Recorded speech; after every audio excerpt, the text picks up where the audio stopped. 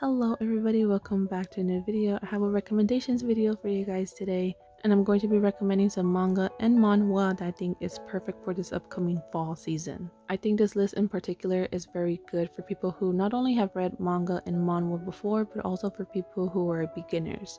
So let's get into the first one I have on this list, and that is Your Letter. If there was one recommendation I would want you guys to read out of this whole list, it would be this one. It is only one volume long, only 10 chapters, so it's not a huge commitment, but the story is still completed and it wraps up really well at the end. This is a story about friendship and love. Not romantic love, but love. In terms of romance, I would say there's little to almost zero romance in it, but that's okay because like I said, the main focus of the story is the friendship of these three protagonists, because yes, there's three protagonists or three different POVs. And the first one we see is Sori point of view, who she ends up transferring to this new school after being bullied in her previous school.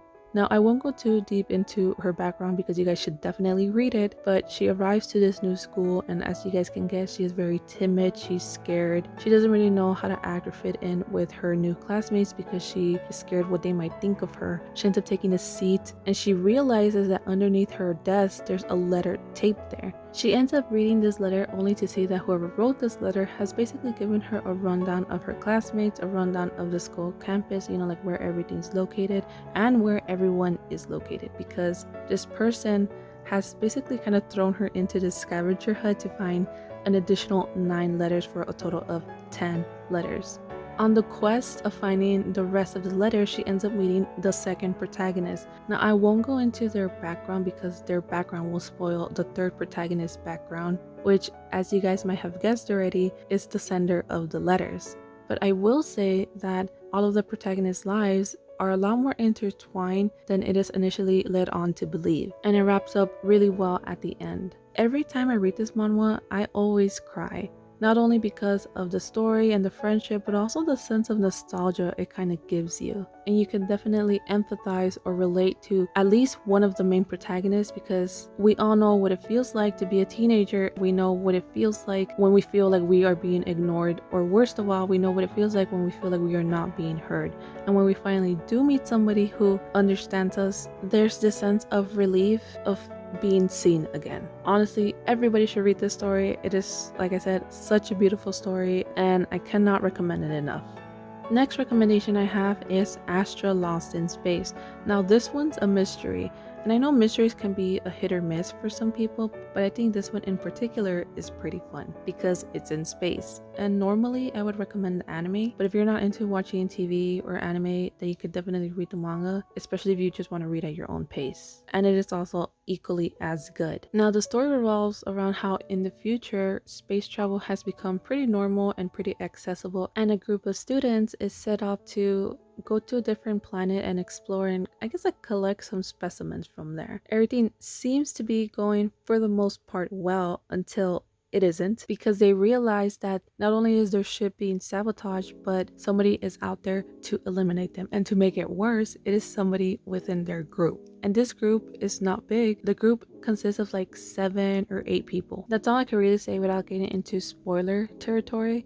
But I will say that some of the plot twists I definitely did not see coming, even though they should have been expected, because whenever they were basically called out, I would be like, no, that's not true. And then I would go back and I would realize, wait a minute, they never said this or they never mentioned this. So I was just like kind of mind blown. This isn't really a heavy read. It's pretty lighthearted for the most part, but the mystery also like gives it a little bit of spooky vibes. And it is fairly short. Like I said, I think the anime is like 12 episodes, and then the manga is only 5 volumes. So definitely look into it if you guys get a chance. So the next manga I want to recommend is Hat Atelier. So this one is pretty popular already, but I still wanted to recommend it because it's one of my favorites right now. And the story basically revolves around this girl named Coco. And Coco has dreamed of becoming a witch. Now, she has almost given up on this only due to the fact that it is known that in order to become a witch, you have to be born with magical powers, which she unfortunately was not. That all changes, however, when she ends up meeting this witch, and she ends up taking a sneak peek of how he casts his spells, only to find out that the spells are not verbally casted, but instead written. More specifically, they are drawn. And she realizes that she can learn this. Now she ends up getting into a bit of trouble because of this, which ultimately leads her to be taken under the wing of this witch, so she can basically learn the way, or the proper way, to become a witch and how to cast spells.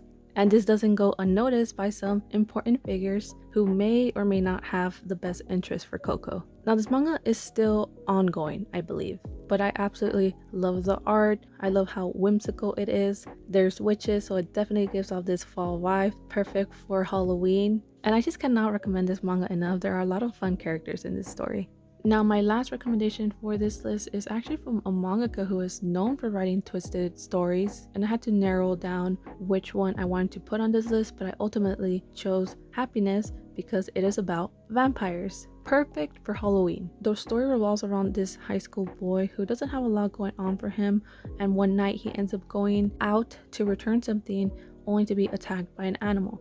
At least that's what the media believes it is, because there have been a series of animal attacks, and as we can see, our main character has now been attacked, but we find out that it's not animal, it is a vampire. Now what I really like about this manga is how they go about talking about vampires, because they don't say things like you're a vampire or I'm a vampire. They mainly say things like you're one of them or I'm one of them. It kind of gives like this air of those who should not be spoken of. And upon attacking our main character, aka Makoto, this vampire kind of shows a bit of sympathy towards him in their own way by basically giving Makoto a chance to choose if whether he wants to live and become a vampire or die as a human. Our main character at this point, he is delirious because of how much blood he's losing. He's not in his right senses, but as you guys can guess, he ends up choosing to become a vampire. And we see how that choice changes his life, because we see how Makoto goes from being this high school boy who doesn't really have a lot going on for him, you know, he kind of gets picked on at school, to being chased down by the government. This manga actually made me cry,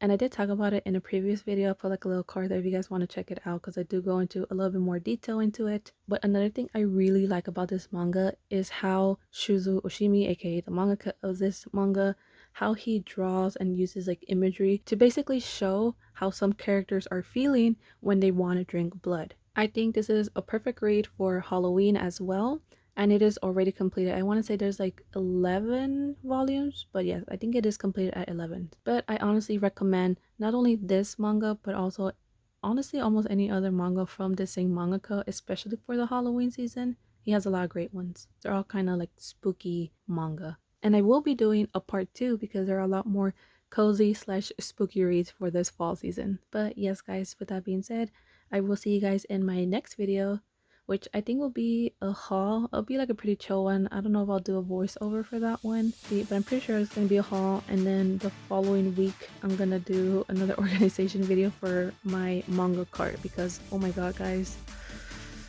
I need an intervention. But anyways, I'll see you guys in my next video. Bye.